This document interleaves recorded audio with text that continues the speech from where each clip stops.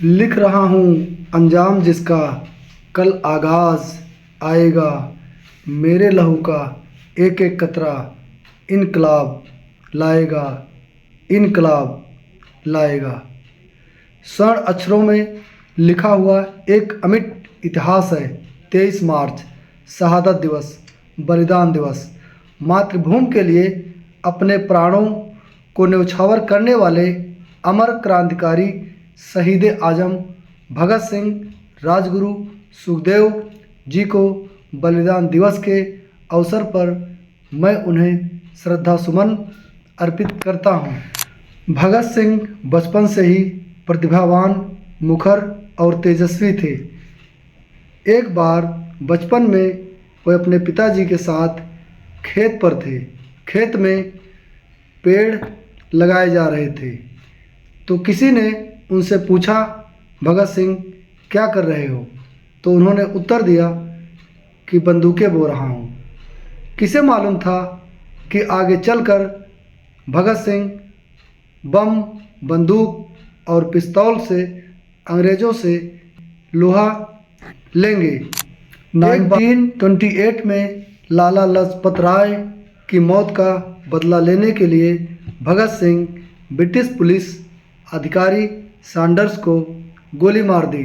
1929 में अंग्रेज़ों द्वारा भारतीयों के दमनकारी कानूनों के खिलाफ उन्होंने बटुकेश्वर दत्त के साथ मिलकर दिल्ली में सेंट्रल असेंबली में बम फेंका, जिसका उद्देश्य किसी को मारना नहीं बल्कि बाहरी ब्रिटिश सरकार को सजग करना था।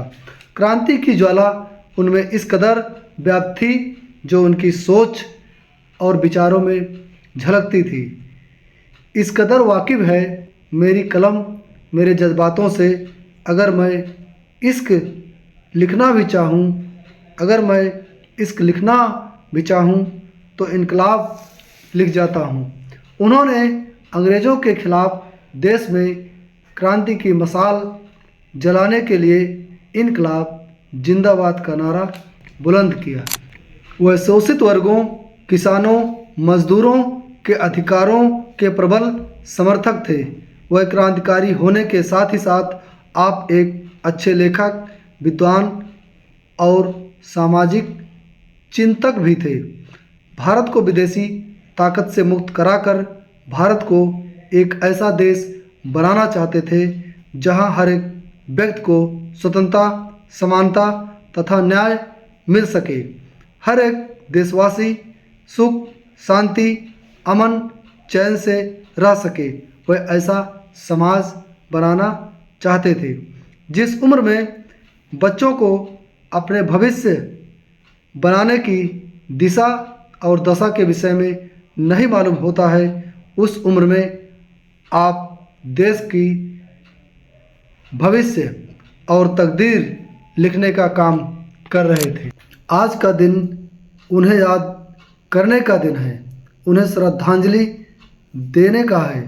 उससे भी महत्वपूर्ण बात है कि हम उनके विचारों, आदर्शों और सिद्धांतों तथा उनके विजन और मिशन को जानें और उसे अपने आचरण में उतारें तथा देश के विकास में अपना योगदान दें।